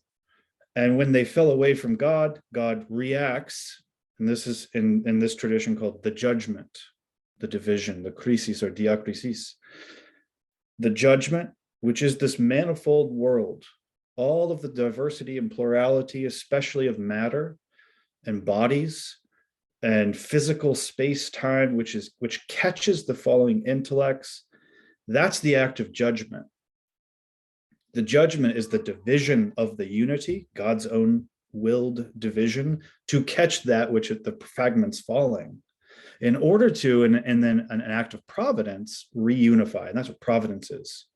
Reunify, restore, apokatastasis, restore the intellect to their primordial unity with God. The center of which, right, the crux of which is Christ. So those two pair, that pairing, those two concepts became shorthand for this whole story or system: judgment, providence.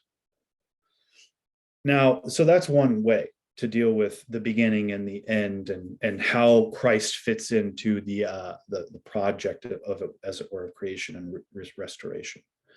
The other way, which is far more subtle and really fascinating, and I think scholars have noticed it for a long time and discussed it, but I still think the ramifications aren't quite fully developed. Gregory doesn't think, in my reading at least, he doesn't think he can opt for that first option, right? Because pre-existence of souls is problematic and so forth.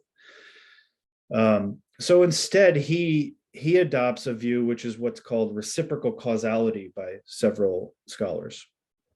And his idea is this: God can build into what seems to us to be the beginning of all things. He can build into the beginning already a reaction to what will occur later. Which means, the reason why it's reciprocal causality means that God's anticipation, as it were, say, of the fall, his anticipation or response to it is already built into and constitutive of the form the beginning itself takes. I think probably the most famous or infamous example of this in Gregory's On the Making of Man, or On the Image, is sexual division. Man, male and female, which according to Paul, right, in Christ there is no such thing. And even he sees it in Genesis 1:26. First, it's man that's created, or humanity, and then it said male and female. He created them, and he reads that as a kind of two steps or dimensions in the process. Really, it's man, the eternal human, that is the true work of God in creation. But he has to begin the project already in response to its failure. And so he creates Adam and Eve already divided in time. That's what happens at the beginning. It's what it looks like at the beginning. But just because it's at the beginning doesn't mean it's the condition. It's actually already an effect of a later event, the fall. So that's how Gregory reads this reciprocal causality. And what I argue in chapter 4, and so that allows him, by the way, to avoid like positing a pre-existent episode of union of intellects, right? He doesn't have to do that. And it allows him to sort of make sense of a few other things I won't get into. But let's just say those two ways: either you go with the sequential way, well, here it was at the beginning, they fell, and they have to be returned through Christ, or you go through the reciprocal causality way. Maximus, I argue, joins them together precisely in the incarnation, and not the incarnation thought as some general idea or principle or metaphysics, but in the actual events of the life of Christ. The way he does that most frequently is he says that he identifies providence with the incarnation itself, like the conception, right, in the Virgin Mary. He says that is already providence, because, by the way, that's the goal for which all things have been made, hypostatic union, as he says in question 60. It's the beginning and end of all things, is what Christ achieved in himself in the union of God and man. So he says the incarnation itself, I think he doesn't just mean the initial episode, by the way, and this is where I agree with John Baer as well. He doesn't just mean like the zygote, He means the whole thing is one act. It unfolds for us, right, and in time, but it's one act. So the whole incarnation is providence. But then this is where he really is innovative, and I think crucially unique, Maximus is. Then he identifies the judgment with the passion, the Pascha. So here we're really close to Father Baer, right? And so he identifies, now why does he do that? What does it mean to say that the cross, the suffering of the God-man, is judgment, is divine judgment? Well, clearly he doesn't mean what a lot of other systems mean with the forensic stuff, and right. What he means is that in the cross, the Son of God has unified himself with even the totality of all errant acts of freedom, actual individual acts of freedom that are misuses, sins. Paul, after all, says he became a sin, and he became sin, not a sin, sin, and a curse for us. So because Christ experiences the entire effects of sin, right, the wages of which is death, according to Paul, then he instantiates, as it were, hypostasizes in himself. He gives the real possibility for death, which is itself the condition of all prior sins that he's responding to. So you see how he's taking Gregory's reciprocal causality, that the initial form of the beginning is already a response to the whole unfolding.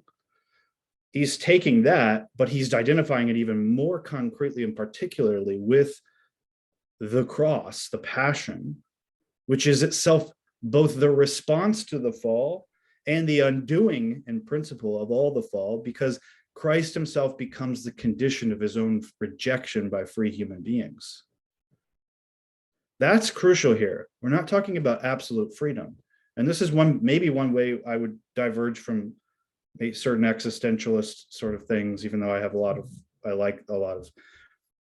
A totality is often prone to beget another totality in order to present itself as the whole. That's something we don't often notice. So it's just as easy to reify and have the totality of absolute freedom as it is to reify and have the totality of absolute nature or imposition. These are actually mirror images of each other, and they depend upon each other to be defined. And this is where I think Maximus overcomes both totalities at once, because Christ is not simply responding to our generic use of freedom, which is totally indeterminate and could go either one way or the other, and who knows. He's responding to actual human persons in all of time and space who have committed actual acts of that are sinful and ignorant, in his phrase, ignorance under this deception. And he's becoming even the very conditions for their freedom to be misused, so that even in their misuse, he preserves them. He himself receives the totality of the consequences of their actual sins and the conditions for their actual sins, which are all determined in particular. So he does it on the cross in a specific time, place, right? It's particular as well, but its significance is universal. Because after all, this is the God-man. It's not just a man. This is the God-man dying, experiencing the full range of all human emotions, experiencing the fear of death even in Gethsemane.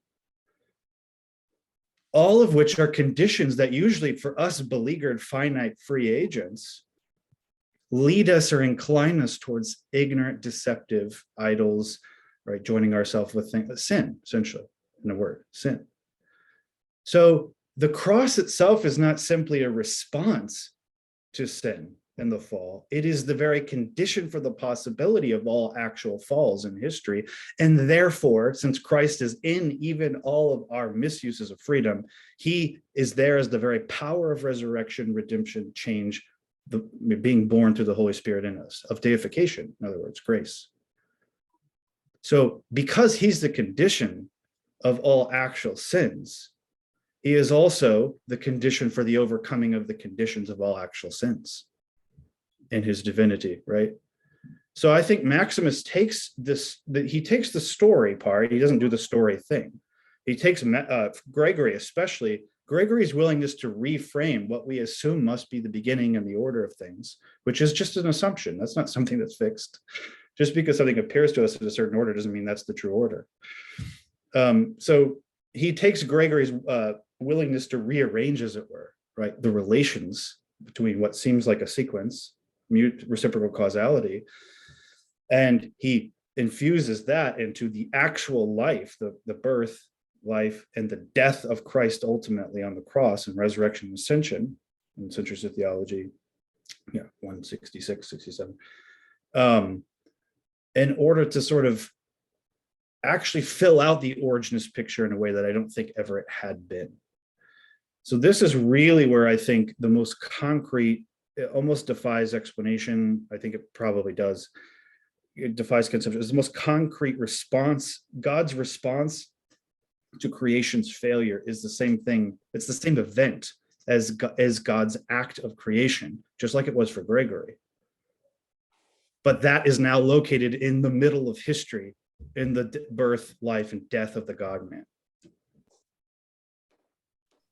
So that I think is getting at, you'll see, and I lay it out more, I think, hopefully more clearly than I just did in chapter 4, especially. This is where I think Maximus overcomes the absolutes, either of freedom, which is totally indeterminate. I mean, freedom isn't just we can do anything, because freedom as such doesn't actually exist anywhere. Only free beings do. There's no such thing as freedom. Only free beings, persons. So freedom is always more determined than our concept of it.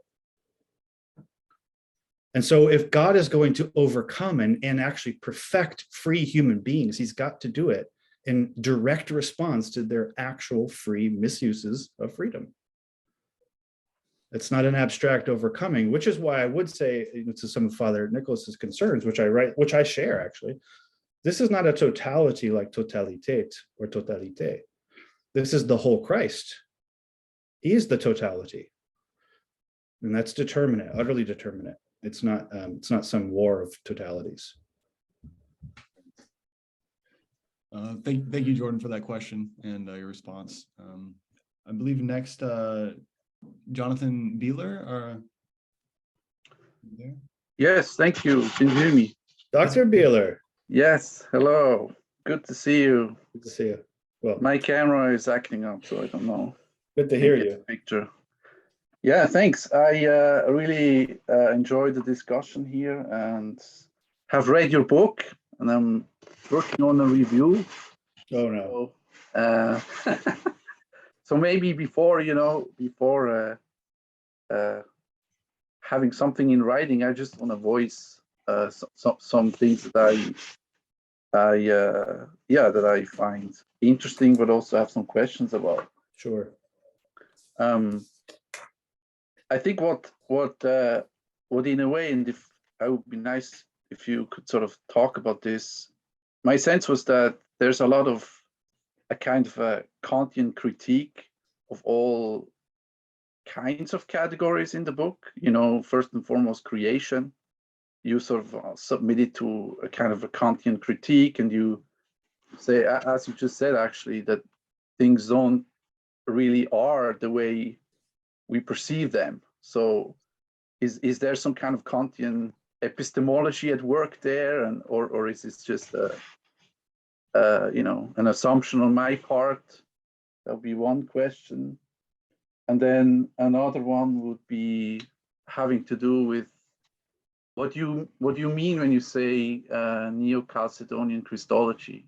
Mhm. So a key part in this Christology seems to be played by this empty hypothesis, right? This non-formal, non-essential hypothesis that transcends the natures, at least in Christ's case, and that you at some point in your book compare to a black hole. So Yeah. I wonder, I don't see that in Maximus, that understanding of hypothesis. Well, and I mean, I know you disagree with this, but it would be interesting to talk about this some more. And a last question is what you mean when you criticize Balthasar's recruitment of Maximus for the analogy of being. So I know these are big questions, but your book also asks the big questions, and that's why I really like the book. Actually, it's because it asks these systematic questions in the context of historical theology, which is kind of daring and but great. That's why I love it. So anyway, the Balthasarian concept of analogy of being, that you seem to identify and criticize because it's merely vertical, right? It's kind of a vertical, abstract, essential logic at work that needs to be overcome for the sake of a deeper identity of God and creation and difference. But I would argue that, well, for Balthasar, the analogy of being is not in a way the ultimate. The analogy of being itself is rooted in a more horizontal, if you will, perichoresis between the Father and the Son. the difference, in a way, infinite difference between the Father and the Son, that plays a key role in Balthasar's soteriology. So I'm just wondering how, how your critique of Balthasar can be very effective if you don't also take this into account, namely where the analogy or the difference between creator and creation are situated or rooted in the Trinitarian distinctions of the divine persons, meaning the Son receives himself from the Father filially, and that, as Basil the Great says also, he shares with creation, that receiving yourself from another. So I was just yeah. And maybe the final thing that actually goes back to this empty hypothesis, non-formal hypothesis. What does that do to the notion of revelation? What does Christ actually reveal if his hypothesis is a black hole? Like, what does he reveal, the divinity, or is it sort of? I mean, I'm not quite clear on that. Yeah. So no, these are big questions, and yeah, but maybe you can say something. Yeah. No, thank you, Jonathan. It's I do wish we were doing this in Oslo again, but all right. So 4 things, right? The Kantian critique question. I mean, there's I guess I'd have to clarify what you mean by that, only because there are texts which are very clearly stating in Maximus himself, which are certainly not Kantian. Then he follows Gregory of Nyssa and Origen, saying that not everything that appears is a work of God. And he calls our soul the demiurge of this world, because when we sin, we don't just deprive the world of evil, but we actually incarnate something that's false. Fundamentally, nothingness becomes something. He calls it parasitic, paraupostasis. And a parasitic is a little bit different than privation, right? I wouldn't call a deprivation a parasitic relation. It's that something really is there to be contended with, to be experienced. And I think in the spiritual life for Maximus, ultimately to be destroyed, to be overcome. So it's a little more subtle than just, say the classical privation theory, although he doesn't reject that. So there's like a text like that, or there's even just a systematic point of, can you call something a work of God, which it's not only doesn't express God's divine will, his logi, but is in fact antagonistic to it in itself, like in its condition, I should say, not in itself. And so what does it mean to say God created a world which doesn't correspond to what God eternally wants to create? It seems like it's a partial creation or something. And then there's also the fact that he makes such a big deal about birth by the Spirit, which is something that needs to be freely embraced. So the modality of freedom needs to be there. The rational intention needs to be there. And yet you have to be before you can perform those, features of your rational being. And so there's this weird, in chapter 4, I go into this as well. There's this weird sense in which you need to even elect your own, like being baptized is the beginning of actually choosing to be created, to be born from above, right? Not just from below. So I think all of those things and all of those strands, but also ultimately in question 59, he's very clear that one of the effects of the fall is that we can't perceive our own beginning except in Christ.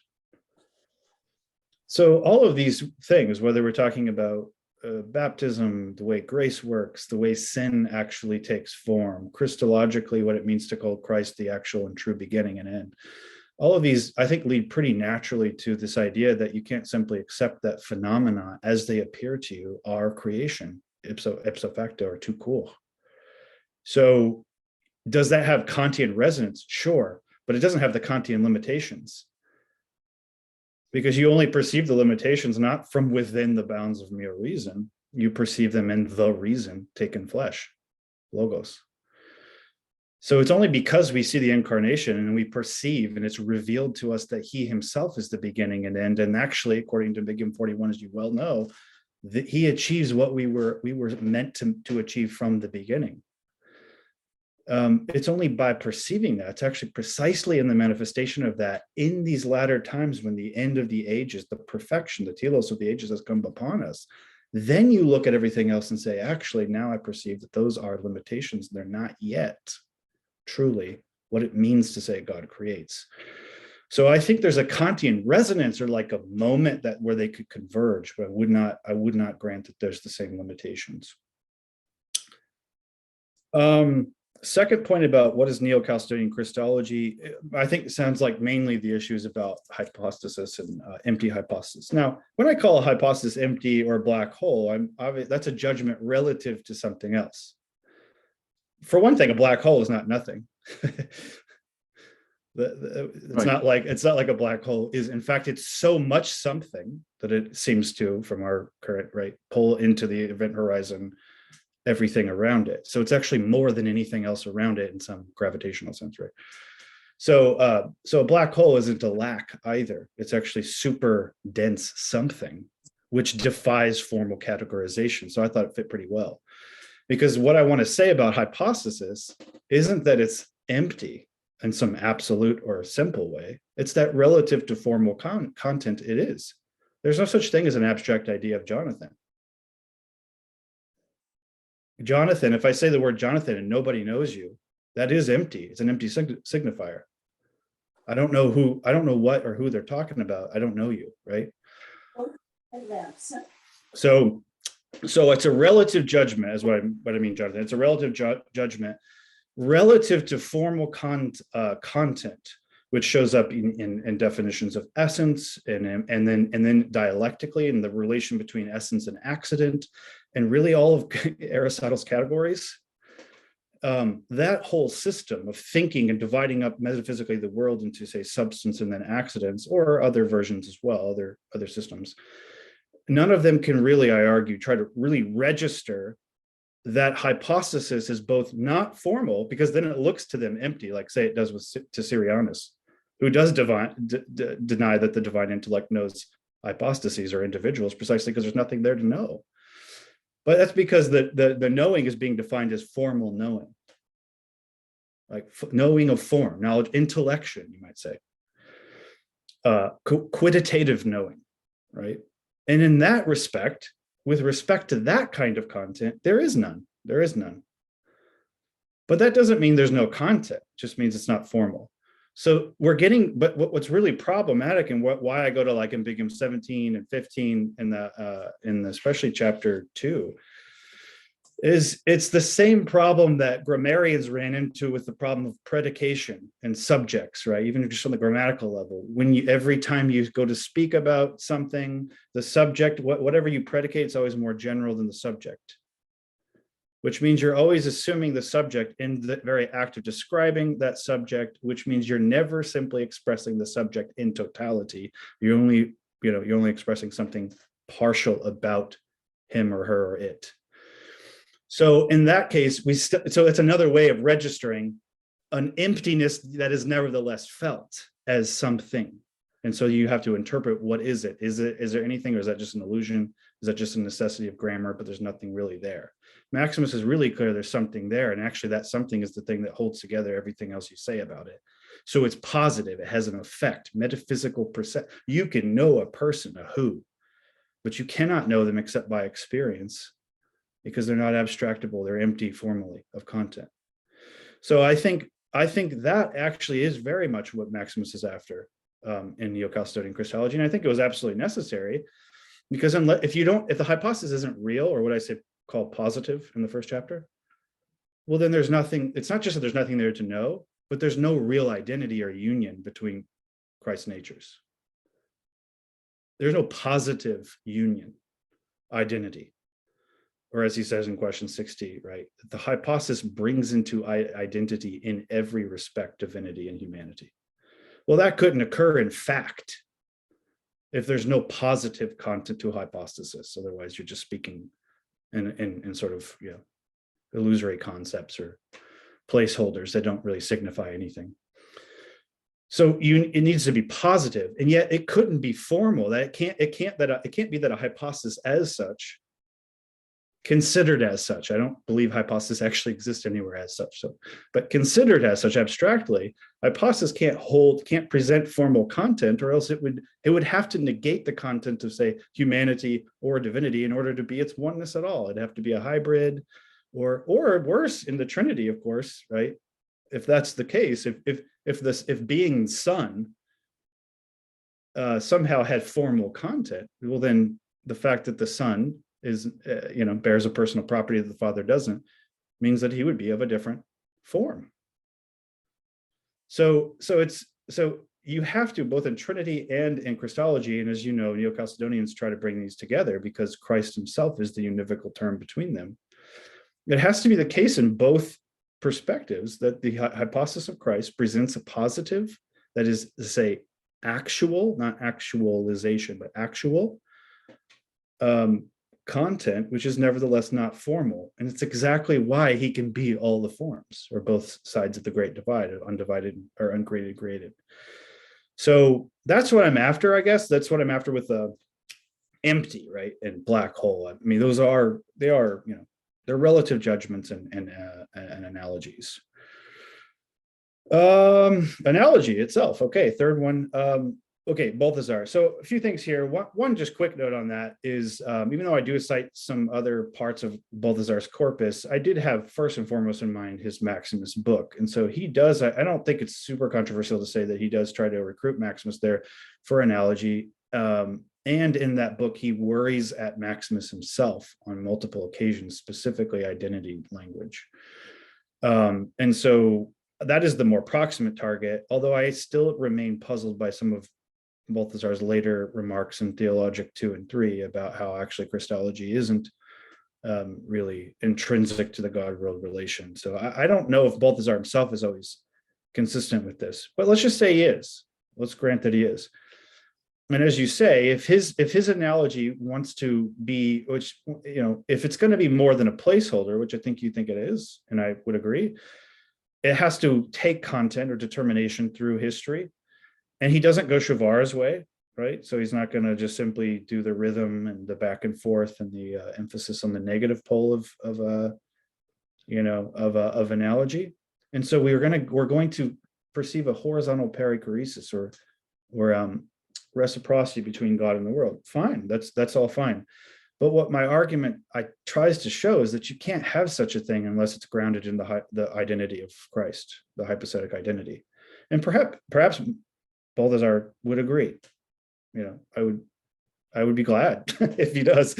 Like, actually, I don't need him to be wrong so I can be right or something. I just don't see it. So I would love to see the case for how it is that he actually does in fact end up admitting Tauftotis as he doesn't in the cosmic liturgy, in order to conceive perichoresis only through that. Otherwise, we're just positing a vast hollow space of back and forth and dramatic interplay, which basically I think is really more empty than anything else. Finally, revelation. Okay, so related to this revelation. So what I think this actually it's seeing a hypostasis this way. And again, we're speaking of hypostasis abstractly, and ultimately you can't do that. I mean, you can provisionally, but if we're going to really get it, there is no such thing as hypostasis as such. There's only actual persons. So what I think this actually has dramatic implications for in terms of revelation is, as you know, in Ambiguum 5, he says, he calls the humanity of Christ the principle of his revelation, of manifestation. And so, sorry. Oh, that's somebody else. Somebody else not muted. So anyway, yeah, so what I think it ultimately shows, and here I'm also drawing on parts of the commentary on the Lord's Prayer, is that the new theology is revealed not simply propositionally, not even conceptually, and that's not because it's like simply beyond concept. It's actually because it's so positively more than concept as his person, that it's nothing less than his actual presence can be the revelation of God himself. He has to be the Son. And so his flesh and his humanity becomes the mode or principle. I can't remember which one he chooses there actually now. I think he says principle of revelation of his divinity, precisely because he is the term, if you want to put it that way. Ultimately, it's not satisfactory, but he is the oneness, the actual identity of both terms. He himself is the only mediator, right? And so that I think actually has profound implications for what it means to say he is the revelation of God. Because one thing it means, as he says in questions 60, sections 5 through 6, is that you ultimately can't know that revelation except by experience, which makes sense if it's a person that's the logos rather than an idea or a proposition or just a new perspective or something. So, so the encounter will be one which is an intersubjective, and that there will be the interplay there. And so there I'm with the dramatic understood that way. It's just that the dramatic doesn't unfold anywhere else except within Christ's identity. Christ isn't one participant in the dance. He is the entirety of the dynamic of the dance itself, and a dancer and an inviter to the dance floor. If we're going to get crazy. So anyway, so I don't know, John. I mean, John, there's way more there. You're obviously raising really big questions. So I don't know if you want to say anything, but Thanks. No, that was helpful. Thanks for your answer. Yeah, I would have things to say, but I don't want to take up more time. Well, thank you very much, Jonathan, for that question and for that excellent answer. I think it's a good spot to wrap up. So let me just say thank you very much, Jordan, for coming to discuss your fantastic daring book, as Jonathan said. And thank you very much as well, of course, to Father Loudovikos. And of course, I recommend both of these books very highly, Jordan's book as well as Father Loudovikos's book. And then Daniel isn't here, but thanks so much to Daniel as well. And all of you for coming and for these great questions. Leaves us a lot to think about. And someone just asked Andrew if we'll post this on YouTube, and I was planning on doing so. Unfortunately, there was one question we weren't able to get to from Josiah Andrews, but perhaps I could send it to you, Jordan, and Father Loudovikos afterward, if that's okay. He sent me as a text. So at any rate, so thank you everyone for coming, and have a great day. Yeah. Thank you, everybody.